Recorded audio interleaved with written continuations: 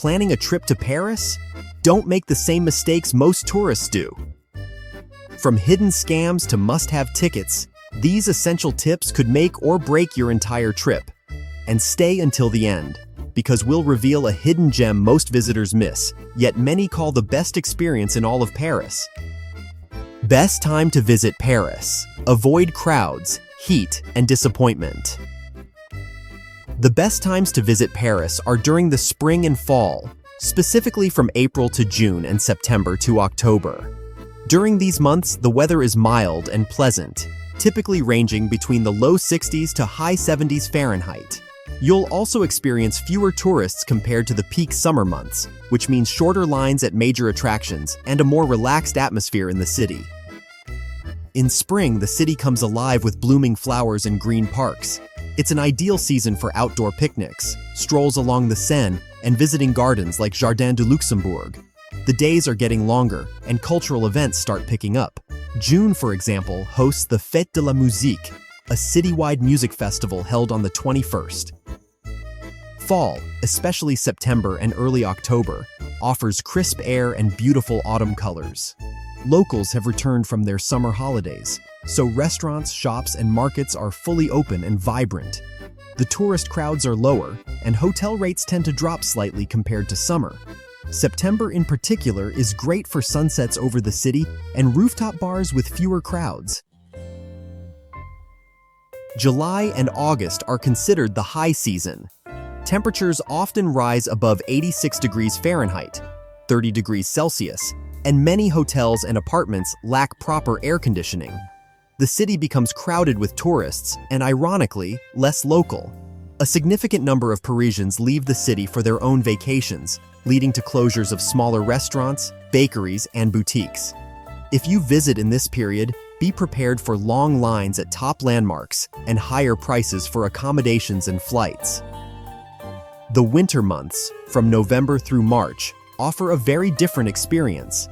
It's cold, with average daytime temperatures in the 40s Fahrenheit, but the city is less crowded and prices are generally lower.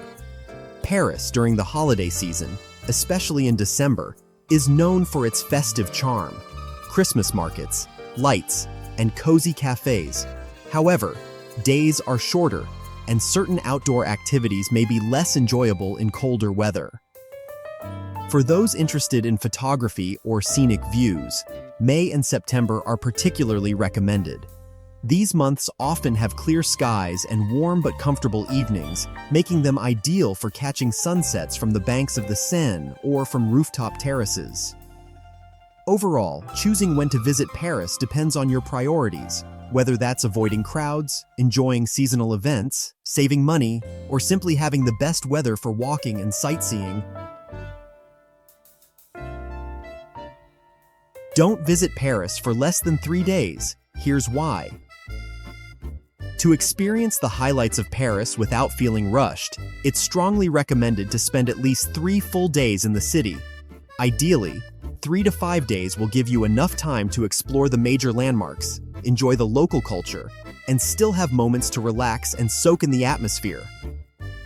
If you're planning a 3-day trip, it's important to be strategic. Paris has a lot to offer, and trying to see everything without a plan can lead to exhaustion and missed opportunities. Start by identifying your must-see attractions.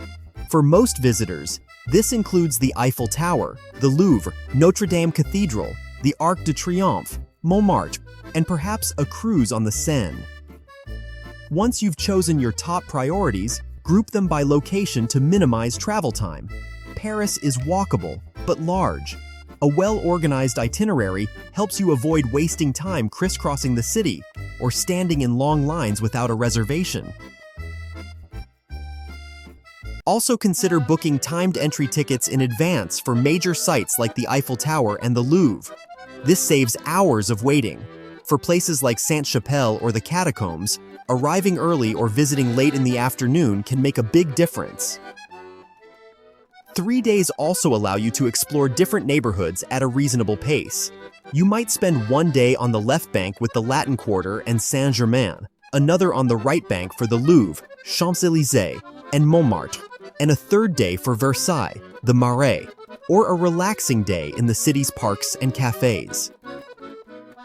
Trying to see Paris in 1 or 2 days means skipping essential experiences or spending most of your time in transit. With at least 3 days, you can appreciate the city's rhythm and enjoy both iconic sights and hidden gems. If you enjoyed this video so far, give it a like. And don't forget to subscribe to the Traveler's Atlas for more city adventures, travel tips, and inspiration from around the world. Paris entry requirements for Americans, ETIAS, and what you need to apply. If you're a US citizen planning a trip to Paris, there are some important changes you need to know about. Starting in early 2025, Americans will need to apply for ETIAS before traveling to France or any other country in the Schengen zone, even for short vacations. ETIAS stands for European Travel Information and Authorization System. It's not a traditional visa, but an online travel authorization required for travelers from visa-exempt countries, including the United States and Canada. The application is simple, entirely online, and should be done through the official website, etias.europa.eu. Do not use third-party sites or agencies, as they may charge extra fees or be unreliable.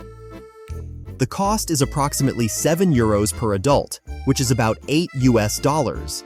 Travelers under 18 and over 70 are exempt from the fee. Once approved, the ETIAS is valid for up to 3 years, or until your passport expires, whichever comes first.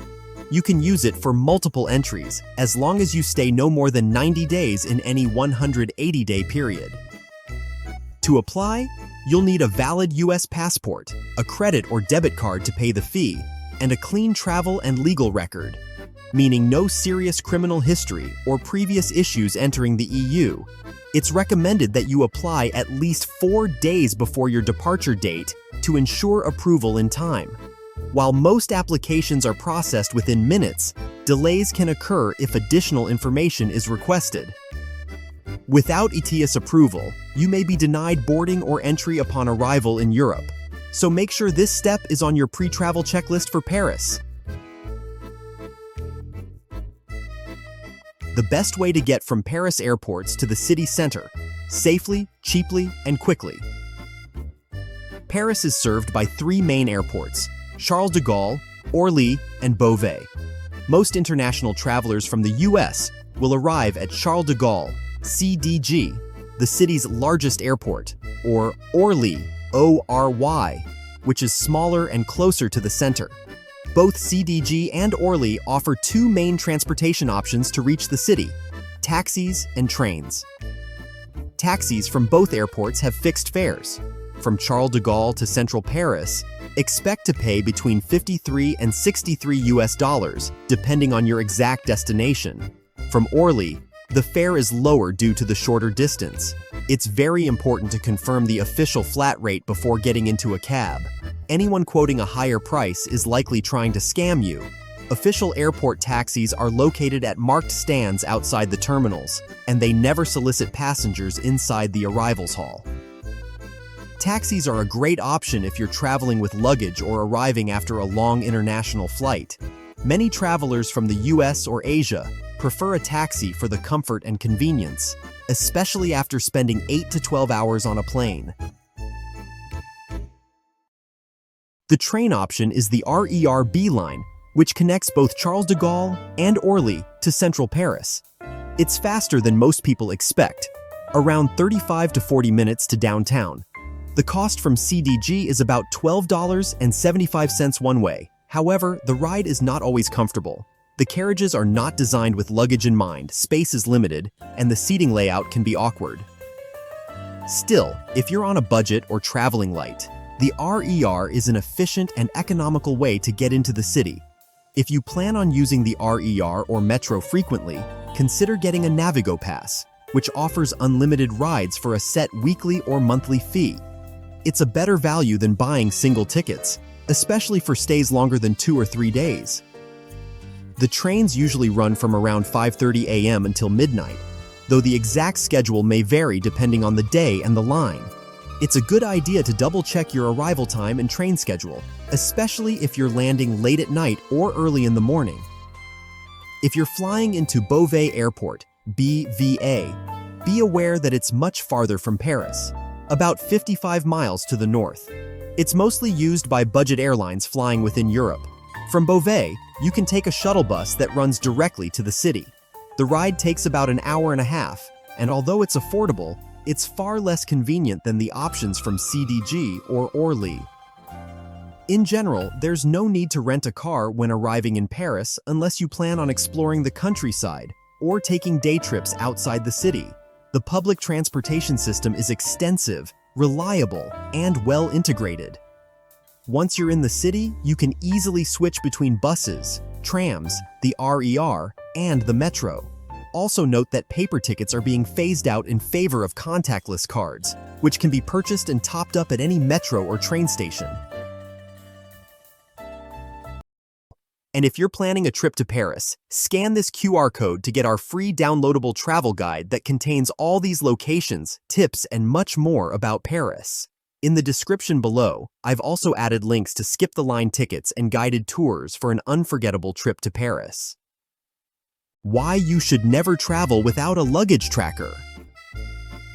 Losing your luggage happens more often than you think, especially when connecting flights, dealing with airport delays, or flying through busy international hubs like Paris Charles de Gaulle. On a short 2 to 4 day city trip, the last thing you want is to waste half your time chasing a missing suitcase. That's where a luggage tracker makes all the difference. Using GPS or Bluetooth technology, trackers like the Apple AirTag or Tile give you real-time location updates through your smartphone. You'll know instantly whether your bag made it onto the carousel, got left behind in another airport, or, worst case, is heading in the wrong direction. It's not just for checked baggage. Even carry-ons can get lost if you're asked to gate check them last minute. A tracker ensures you always know where your belongings are, even before the airline does. They're also perfect for keeping an eye on valuable items like backpacks, camera bags, or handbags, especially in crowded spaces like Paris metros, cafes, or tourist hotspots. If something disappears, you'll have the location in seconds. More and more airlines now recommend using trackers to help locate bags quickly. And if your luggage does go missing, having its last known location makes it much easier to recover. Best of all, these devices are small, affordable, and battery efficient. An Apple AirTag or Tile usually costs around $30 to $40. The battery lasts up to a year, and setup is simple. Just pair it with an app, and you're ready to go. They even fit inside your wallet. In today's travel world, a luggage tracker isn't a luxury. It's a smart and essential tool for peace of mind. If you want to travel worry-free, scan the QR code on screen to find the best luggage tracker for your device, whether you use iPhone or Android. You'll also find the links in the video description. Best areas to stay in Paris and where you should avoid. When visiting Paris, choosing the right hotel location can make or break your experience.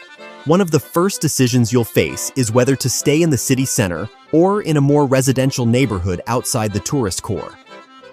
Staying in the center, particularly in the 1st through 6th arrondissements, puts you within walking distance of the Eiffel Tower, the Louvre, Notre Dame, and many iconic sites.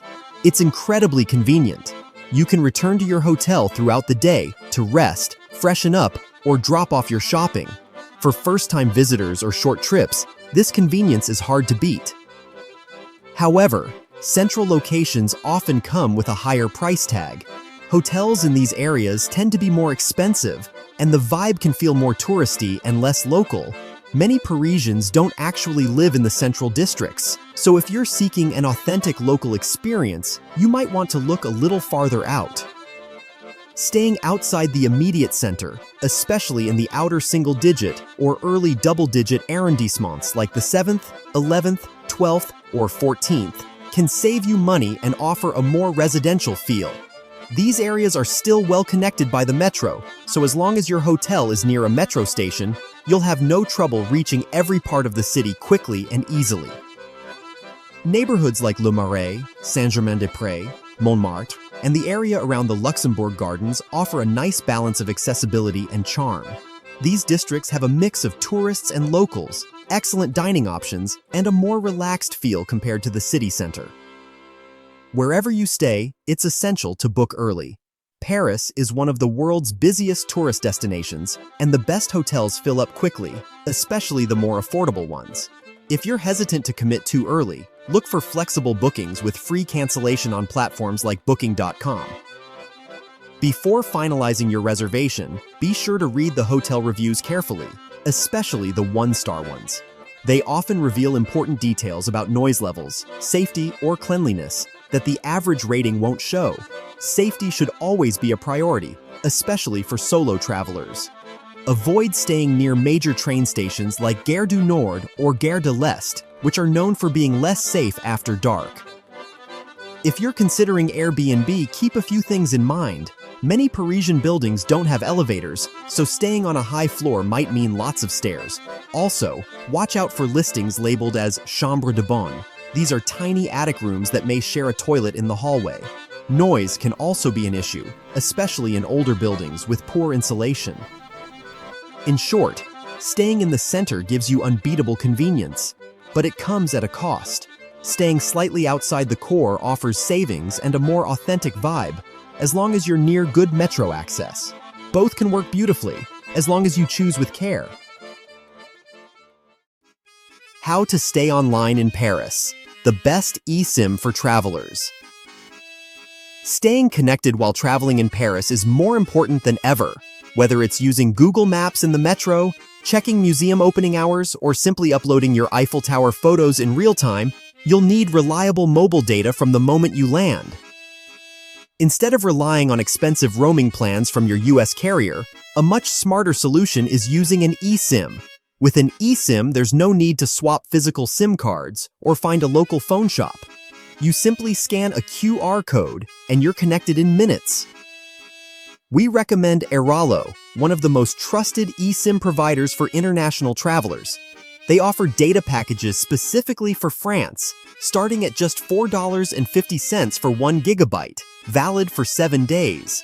Larger plans are also available, like 3 gigabyte for $11 or 5 gigabyte for $16.50, depending on how much data you need.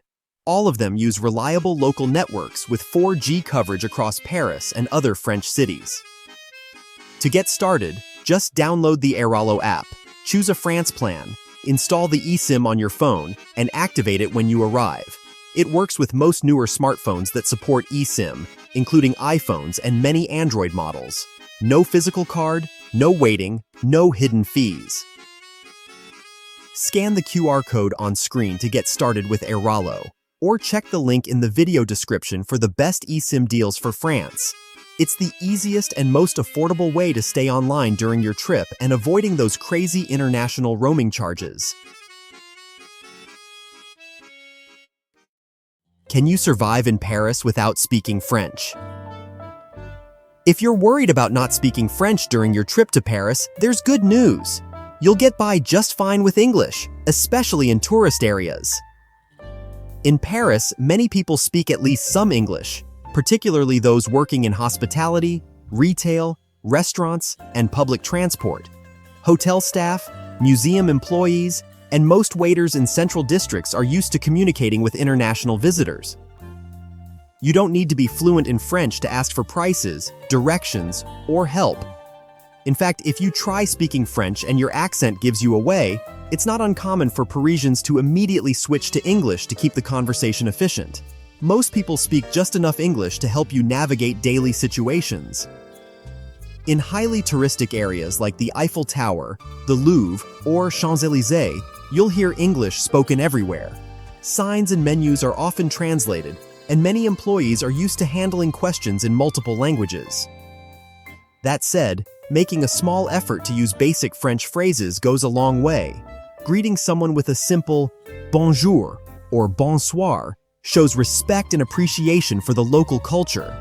Even if you switch to English afterward, starting the conversation in French is considered polite and is often met with a friendlier attitude. If you're trying to practice your French, feel free to let people know. Many Parisians will gladly help you along and even slow down to support your learning. So, no, speaking French is not required to enjoy Paris, but using just a few words in French can enrich your experience and show that you value the culture you're visiting. Best time to visit the Eiffel Tower and how to avoid the mistakes. If you plan to visit the Eiffel Tower, a little preparation goes a long way. It's one of the most visited monuments in the world, and that means long lines, crowded platforms, and sold-out time slots if you don't book ahead. The first and most important tip: buy your tickets online in advance. This lets you skip the long line at the ticket counter. However, even with a timed entry, you'll still need to go through security, and there's no way to skip that line. Some companies sell so-called skip-the-line guided tours, but be aware, they don't bypass security, and they're only worth it if you really want a live guide. If you're looking for official skip-the-line tickets, scan the QR code on screen or use the link in the video description. That way, you avoid scams and make sure you're buying from a trusted source. A Paris pass or museum pass may also include Eiffel Tower access and can save you both time and money if you're visiting multiple attractions. As for timing, the Eiffel Tower is busiest in the morning and early afternoon. If you want to avoid the crowds, consider going either very early or after dark. Visiting at night often means no lines at all, and the view from the top can be magical, quiet, peaceful, and dramatically lit. Do keep an eye on the weather. If it's foggy or cloudy, especially in fall or winter, you might not see much from the top. In that case, you might want to stay on the second floor, which offers excellent views and tends to be less crowded and less claustrophobic. You can reach the viewing platforms either by elevator or stairs. The elevator is recommended if you have mobility concerns, but if you're up for the climb, taking the stairs can be a unique experience. Interestingly, some of the best views of the Eiffel Tower are not from the tower itself. Spots like Trocadero or Champ de Mars are iconic but often packed with people. For great photo angles without the crowds, try walking a few blocks away or exploring less popular bridges across the Seine. For panoramic city views including the Eiffel Tower, head to the top of the Arc de Triomphe or watch the sunset from the fountains at Montmartre. You'll get that postcard-perfect skyline with the Iron Lady in the frame. And don't miss the sparkle. The Eiffel Tower twinkles every hour on the hour after sunset for 5 minutes. It's a simple but unforgettable sight, especially if you catch it from a distance with the whole tower in view. Finally, while the Eiffel Tower is iconic, don't plan to spend your entire day there, especially if you're only in Paris for a short visit. Make it count, plan smart, and then move on to explore the rest of this incredible city. How to eat in Paris without getting ripped off. Eating out in Paris is one of the highlights of any trip, but the rules are different than in the US, and knowing them can save you time, money, and frustration. First, let's talk about meal times. Most restaurants in Paris serve lunch between 12 p.m. and 2 p.m., and dinner usually starts around 7:30 p.m. Many kitchens completely close outside of these hours, and you won't be able to order food in the mid-afternoon. Always plan your meals around these times to avoid disappointment. Reservations are highly recommended, especially for dinner, and especially on weekends. Even in casual places, a table is not guaranteed without one. Booking a day or two in advance through the restaurant's website or apps like The Fork can help you avoid long waits or being turned away. When it comes to water, don't automatically agree to bottled water. Instead, ask for une carafe d'eau. That's free tap water, and it's perfectly safe to drink. Along with that, most restaurants will serve complimentary bread, so there's no need to order it separately. Tipping works differently in France. By law, service is already included in the bill. If you're happy with the service, it's customary to leave a small cash tip. 1 or 2 euros is enough, but you're not expected to tip like in the US, and it's never required. Another cultural difference: French waiters won't check on you constantly. They expect you to enjoy your meal without interruption. If you need something, including the check, you'll usually need to signal or politely wave to get their attention. This isn't bad service, it's just a different style. Now, how to avoid tourist traps. Watch out for restaurants that display menus with lots of pictures, offer tourist menus in multiple languages, advertise free Wi-Fi, or have someone standing outside trying to lure you in. These places often charge too much for mediocre food. Instead, look for spots filled with locals and menus written only in French. Often, the smaller the menu, the better the food. If you're on a budget or just want a different kind of experience, consider putting together a picnic. Head to a local bakery, supermarket, or outdoor market and grab some cheese, fruit, bread, and wine. It's perfectly legal to picnic in most public parks and along the Seine, and it's one of the best ways to eat like a Parisian without paying restaurant prices. Understanding these simple dining customs will help you eat better, spend smarter, and enjoy Paris like a local. Paris Public Transport Guide: Tickets, Tips, and Safety. Paris is a city made for walking, but also one with an excellent public transportation system. To get the most out of your visit, the best approach is a mix of both: long walks through charming neighborhoods and quick metro rides for longer distances. Walking is often the most rewarding way to explore Paris. You can cross the entire city center in about an hour, and along the way, you'll stumble upon hidden alleys, quiet cafes, and unexpected views that you'd miss underground. Early mornings are especially magical when the streets are still quiet and the city feels like it's yours. But for covering more ground, the Paris Metro is fast, reliable, and affordable. It connects all major landmarks and districts and runs from early morning until past midnight. Single-ride tickets cost about $2.25, but if you plan to use the metro multiple times, the carnet, a pack of 10 tickets, is the most cost-effective option. It gives you flexibility, saves money, and ensures you always have a ticket ready. Contactless cards and mobile tickets are also available and gradually replacing the old paper tickets. If you're staying for several days or expect to ride often, consider a Navigo pass for unlimited travel within selected zones. It's especially useful if you'll be going beyond central Paris or using buses and RER trains frequently. Metro tips: avoid rush hours from 8 to 10 a.m. and 5 to 7 p.m. if possible, when trains are packed. Always let passengers exit before boarding and move inside the car to make space. Keep your ticket or card with you until you've exited the station. Random inspections do happen, and fines for missing or lost tickets are enforced. Safety-wise, the metro is generally secure, even late at night. Just stay alert, especially in crowded areas, and keep your belongings close to avoid pickpockets. Outside the metro, buses and trams are excellent for seeing the city at street level.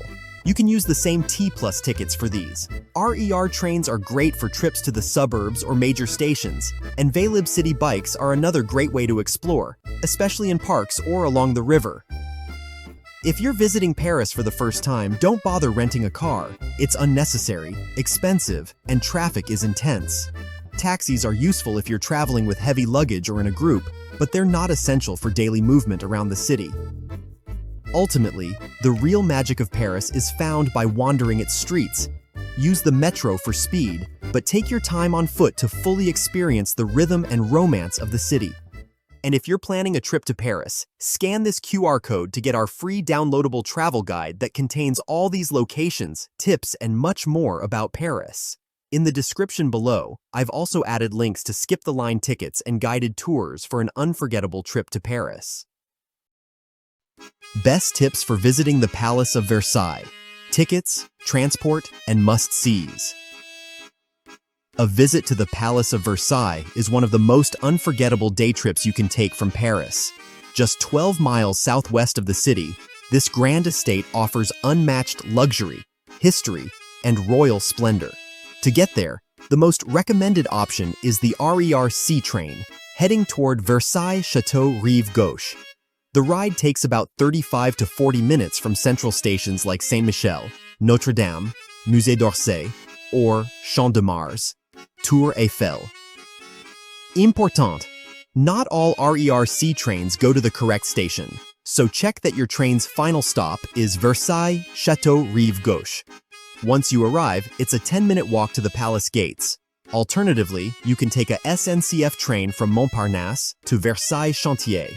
It's slightly faster, but the walk from the station is longer, about 15 to 20 minutes. Want a more relaxed experience? You can also book a guided bus tour that includes round-trip transportation and entry. This is more expensive, but eliminates the stress of navigating trains or tickets, and often comes with historical commentary. Tickets. Versailles offers different options depending on how much you want to see. A standard ticket includes the royal apartments and the Hall of Mirrors, and costs around €21. The passport ticket gives full access to the entire estate, including the gardens, Grand Trianon, Petit Trianon, and Marie Antoinette's domain, for about €28.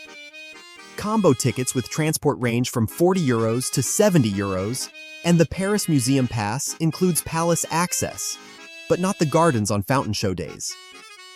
Always book in advance, especially in spring or summer. Wait times can reach up to 2 hours without a reservation.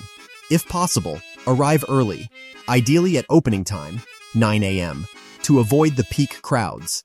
Plan to spend at least 4 to 5 hours exploring. The estate is vast, and there's plenty to see beyond the main palace. Inside the Hall of Mirrors, you'll walk through golden chandeliers and mirrored walls where history was made. The Treaty of Versailles was signed here in 1919. Don't skip the gardens. They're expansive and beautifully maintained. You can walk them, or rent a bike or golf cart to save time. If you're visiting in spring or summer, time your visit with one of the musical fountain shows. The Grand and Petit Trianon are quieter parts of the estate where the royal family once escaped the formality of court life, and the Marie Antoinette hamlet looks like something out of a fairy tale, with tiny thatched roof cottages and farm animals. A few tips for a smooth visit. Wear comfortable shoes. You'll be doing a lot of walking. Bring water and snacks. Food lines are long, and prices are high. Use the official app or an audio guide. The history is rich, and context helps you appreciate what you're seeing. Versailles is open Tuesday through Sunday, with the palace opening at 9 a.m. and the gardens at 8 a.m. It's closed Mondays and on May 1st. Whether you're passionate about history, architecture, or photography, Versailles is a Paris trip essential. Just make sure to plan smart and start early. Ready to explore Versailles the easy way? Scan one of the QR codes on screen to book your guided tour through Get Your Guide or Viator, 2 trusted platforms that offer transport, tickets, and expert commentary all in one package. You'll also find both links in the video description below. Skip the stress, skip the lines, and enjoy Versailles like a royal. Should you get a Paris pass? What you need to know before buying.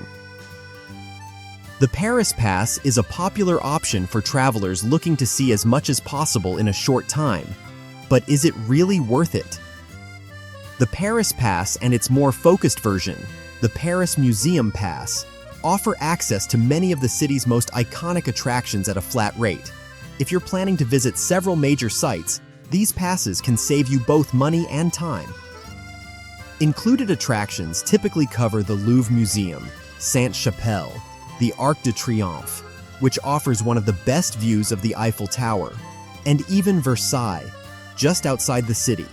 Entry fees for these sites add up quickly if you're paying individually. If you plan to visit 3 or more in a short period, the pass often pays for itself. The Museum Pass gives you access to over 50 museums and monuments, and in many cases, you can skip the ticket line. You'll still have to go through security, but timed entry isn't required for most locations with the pass. Some versions of the Paris Pass also include public transport or additional perks like guided tours and hop-on hop-off buses. That can be helpful if you want everything bundled together. The key is planning. Take a moment to list the attractions you want to visit, add up the individual ticket prices, and compare that with the cost of the pass. If your itinerary is packed with museums and monuments, the pass is almost always a good deal. If you prefer a more relaxed pace or plan to spend time exploring parks, markets, and neighborhoods, the pass might not be necessary. Paris also offers many free experiences, from walking along the Seine to enjoying sunset views from Montmartre. In short, the Paris Pass is ideal for travelers who want to see a lot in a short time. But if you're visiting only a few paid sites or enjoy a slower pace, you might be better off buying tickets individually and focusing on the many free gems the city has to offer. How to get free drinking water in Paris and save money. One of the best-kept secrets for budget-conscious travelers in Paris? Free, clean drinking water, available all across the city. Paris is home to hundreds of public fountains that provide cold, safe, and drinkable water year-round. Many of these are Wallace fountains, designed in the 19th century and now iconic green fixtures around the city. Others are modern refill stations that even offer chilled water. Especially if you're visiting in the warmer months, carrying a refillable water bottle is a smart move. You'll avoid spending $2 to $4 on bottled water at kiosks or tourist stands, and it's much more sustainable. The water is tested regularly and completely safe to drink, so there's no need to waste money or plastic on disposable bottles. Refill as often as you like while walking through neighborhoods, relaxing in parks, or waiting in line at popular attractions. Haven't packed a collapsible water bottle yet? Scan the QR code on screen to check out our favorite travel-friendly options. Lightweight, compact, and perfect for city trips or day hikes. You'll also find the link in the video description. Staying hydrated in Paris doesn't have to cost a cent, and with the right bottle, you'll be ready for anything. How to skip the lines in Paris and save hours of waiting. One of the smartest things you can do to improve your trip to Paris is simple. Buy all your attraction tickets in advance, and wherever possible, choose the skip the line option. Many of Paris's most famous sites, like the Louvre, the Eiffel Tower, and Sainte-Chapelle, can have wait times that stretch well over an hour, especially in peak season. Standing in long lines wastes valuable time you could be spending exploring, eating, or relaxing. Booking online in advance lets you bypass the ticket queues and guarantees your entry at a set time. For most attractions, same-day tickets are either sold out or only available at full price, and you'll still be stuck waiting in a long line. If a skip-the-line option is available, it's absolutely worth the small extra cost. You're not just buying a ticket, you're buying back your time.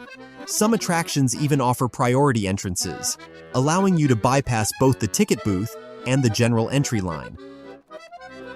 For guided tours or fast-track access, we recommend trusted platforms like Get Your Guide and Vider. They offer verified reviews, mobile ticketing, and clear cancellation policies. Scan the QR code on screen or use the links in the description to browse top-rated skip-the-line tickets and tours. Don't spend half your day in a queue, plan ahead, book smart, and see more of Paris.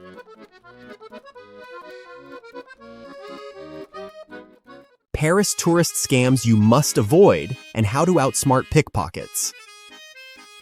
Pickpockets and tourist scams are a real issue in Paris, especially around busy attractions and metro stations. But with a few simple precautions, you can enjoy the city without becoming a target. Always keep your valuables close and in sight. Never leave bags or phones unattended even for a second. Use a bag that zips shut and ideally one you can wear in front of your body when walking through crowds or using public transport. Bring only what you need for the day, a small wallet with some cash and one credit card. Leave extra cards, passports, and large amounts of money securely stored at your hotel or accommodation. Keep your phone in a zippered pocket or crossbody bag, especially if you're carrying a high-end device like an iPhone. For extra security, use a money belt to store your valuables under your clothing. You'll find a link to the one we recommend in the video description. Now, let's look at common scams to watch out for. Bracelet scam. Often near the Sacré-Cœur or Louvre, someone will approach you with a string bracelet, offer it as a gift, and tie it to your wrist. Once it's on, they'll demand money and may even follow you aggressively. Don't stop. Walk away confidently. Petition scam. Usually in groups, young girls will ask if you speak English and invite you to sign a petition. While you're distracted, someone else may try to pickpocket you. This is a coordinated setup. Do not engage. Free rose scam. A man may approach you and offer a rose as a romantic gesture. It's not free. Once you take it, they'll pressure your partner for payment. Politely refuse and keep walking. Metro ticket scam. If you look confused at a metro ticket machine, someone may offer to help. They'll take your money, buy a child ticket or the wrong fare, and keep the rest. Don't accept unsolicited help. Real Parisians rarely approach tourists without being asked. Be especially alert in crowded metro stations and trains, where pickpockets often strike. Rush hour and tourist hotspots are prime targets. Always keep bags zipped, hands on your belongings, and stay aware of your surroundings. Avoid walking alone at night near Gare du Nord or Gare de l'Est. These areas can feel unsafe after dark and are known for petty crime. To really minimize risk, we highly recommend traveling with an anti-theft backpack, one with hidden zippers and secure compartments. Scan the QR code on screen or click the link in the description to check out the one we personally use on all our city trips. It makes a huge difference, and you'll feel a lot more confident exploring the city. How to visit the Louvre. Tips you need before visiting. The Louvre Museum is one of the most iconic art museums in the world, but it's also one of the busiest.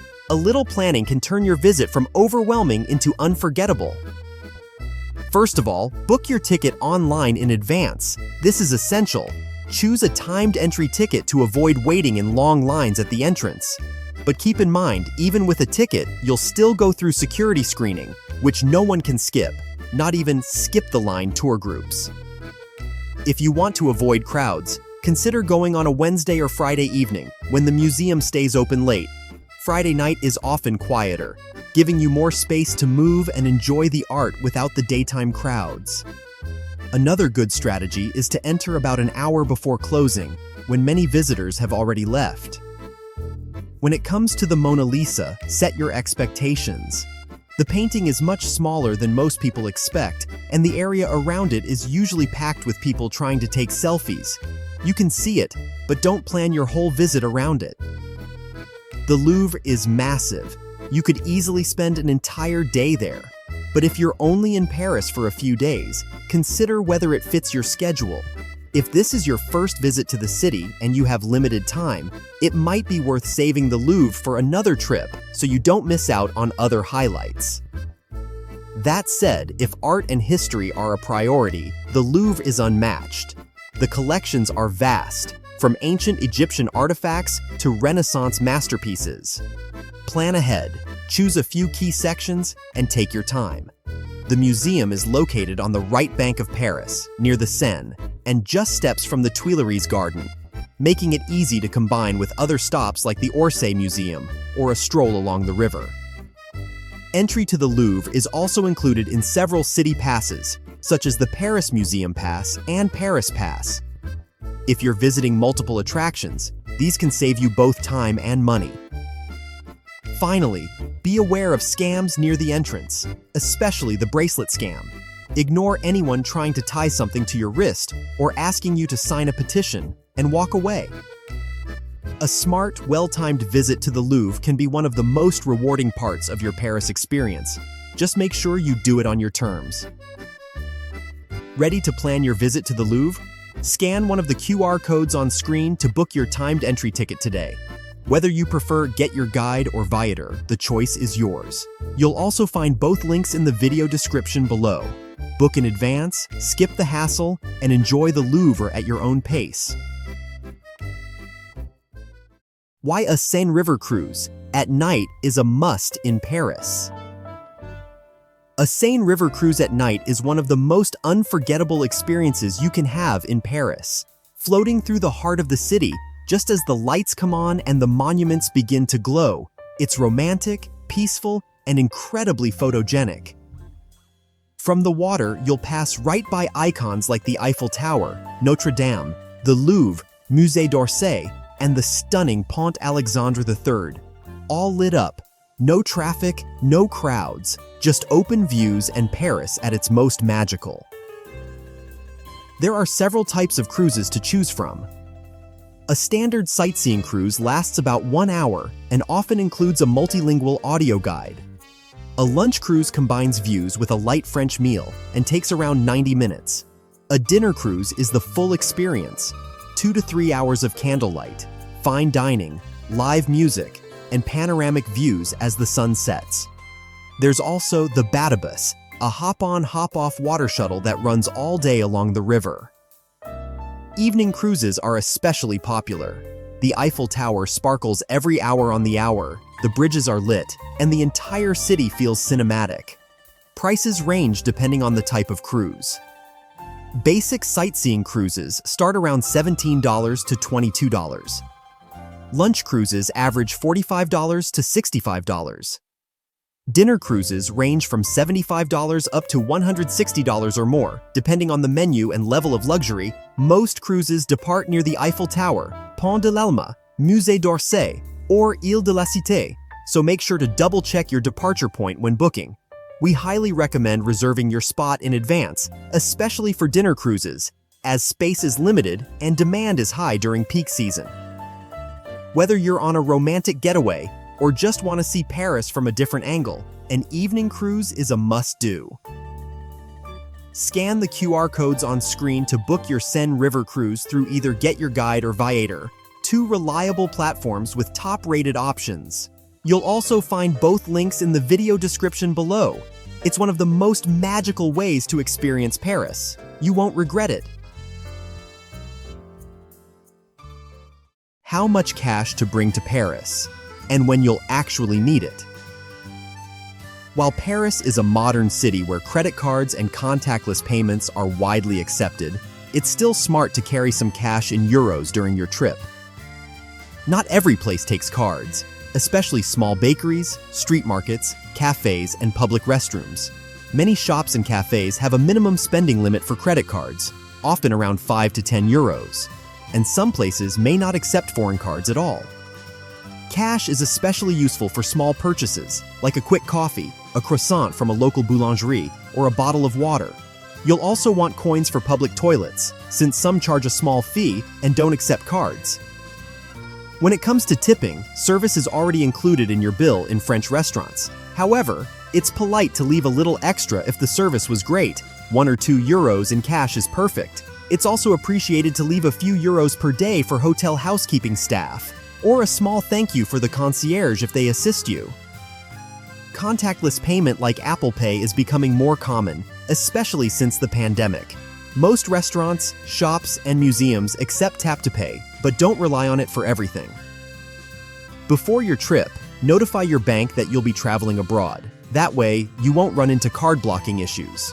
You can also withdraw cash at ATMs once you arrive. If you're a Bank of America customer, for example, you can use BNP Paribas ATMs in France with reduced fees. A good strategy is to carry a small wallet with some cash and 1 credit card for daily use, and leave the rest safely stored in your accommodation. Bottom line, you can get by with cards for most things, but having some Euro cash in your pocket will make your trip smoother, simpler, and less stressful. Top 7 views in Paris you don't want to miss. Paris is breathtaking at ground level, but from above, it's something else entirely. The city is full of amazing viewpoints, each offering a unique angle on its rooftops, landmarks, and glowing skyline. Let's start with the most famous, the Eiffel Tower. Climbing to the top gives you a bird's-eye view of the entire city, but here's the catch. You can't actually see the Eiffel Tower from the Eiffel Tower. That's why many travelers say the second floor offers the best balance. Fewer crowds, less claustrophobia, and a fantastic view without the ticket price or time commitment of going all the way up. For a truly surreal experience, visit after sunset. Crowds are much smaller, and the city lights make it feel magical. And don't forget, the Eiffel Tower sparkles every hour on the hour after dark. Next, head to the Arc de Triomphe. From its rooftop, you get a stunning view down the Champs-Élysées and a perfect shot of the Eiffel Tower. But don't run across the roundabout. Use the underground tunnel for safe access. For a romantic hilltop perspective, go to Montmartre and the steps of the Sacré-Cœur. It's one of the best free views in Paris, especially at sunrise when the city is still quiet. In the evening, Montmartre comes alive with artists, musicians, and a magical atmosphere. From a small fountain nearby, you can even catch a distant view of the Eiffel Tower, especially beautiful at night. Want something less obvious? The Galeries Lafayette rooftop terrace is completely free and offers a wide-open view over the Paris rooftops and the Opera Garnier. Get there early in the day to avoid crowds. Along the Seine, you'll find unforgettable views, especially at sunrise or sunset. Some of the city's bridges offer incredible photo angles of the Eiffel Tower with far fewer people than Trocadero or Champ de Mars. One lesser-known favorite is the Pont de Bir Hakeim, beautiful symmetry and fewer tourists.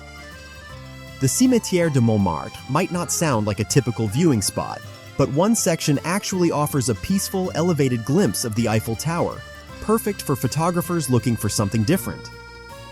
Another great hidden gem is the Parc des Buttes-Chaumont. From the right angle in the upper parts of the park, you can see all the way to Montmartre. It's quieter, more local, and a great place for a morning walk or picnic. Wherever you go, don't feel pressured to tick off every major view. Sometimes the best sights are the ones you stumble upon. Walk a little farther, take that side street, or stop on a random bench, and you might just find your perfect Paris moment. Why the Paris catacombs are the city's most underrated attraction. If you think Paris is all about romance and light, think again. Beneath the streets lies one of the city's most fascinating and overlooked experiences, the Paris catacombs. This hidden gem is unlike anything else in the city. Originally an underground limestone quarry, the tunnels were transformed in the late 1700s into an ossuary when overcrowded cemeteries posed a public health risk. Today, about 6 million Parisians are buried here, arranged in elaborate, eerie walls of skulls and bones. The tunnels are dimly lit, quiet, and undeniably haunting. And yet, many visitors describe it as the most unique and unforgettable experience they've had in Paris, sometimes even anywhere in the world. The entrance is located at 1 Avenue du Colonel Henri Roll-Tanguy, near the Denfert-Rochereau metro station, lines 4 and 6. Be aware, the entrance and exit are about 500 meters apart, so plan your route accordingly. You must book your ticket in advance. Entry is limited to around 200 people at a time, and there are no tickets sold at the door. A full visit lasts about 45 minutes to 1 hour, covering 1.5 kilometers of underground passages. You'll descend 131 steps and climb 112 steps to get out. That makes it inaccessible for visitors with reduced mobility, and it's not recommended for children under 10 or anyone with claustrophobia or certain health issues. A few smart tips. Arrive on time. Entry is strict and tied to your time slot. Wear closed shoes. The tunnels are damp and slippery. Bring a sweater. Even in summer, it's about 57 degrees Fahrenheit, 14 degrees Celsius underground. No big bags or backpacks are allowed, and there's no luggage storage. Download the audio guide in advance if you want to explore at your own pace. Photography is allowed. No flash, no selfie sticks. But always remember, it's still a cemetery. Respect the space. If you're looking for something different, something that reveals another side of Paris, the catacombs are a must. Mysterious, historical, and slightly unsettling, but absolutely unforgettable. Want to book your ticket now? Scan one of the QR codes on screen to reserve your spot through Get Your Guide or Viator. You'll also find both links in the video description below. Just make sure you're ready for what's waiting beneath the surface. Still curious about Paris? Click right here to discover even more hidden spots, local tips, and experiences that most tourists completely miss. Because Paris isn't just a checklist, it's a city to feel. Wherever you go, travel smart, travel slow, and make it unforgettable. À bientôt! and see you in the next adventure.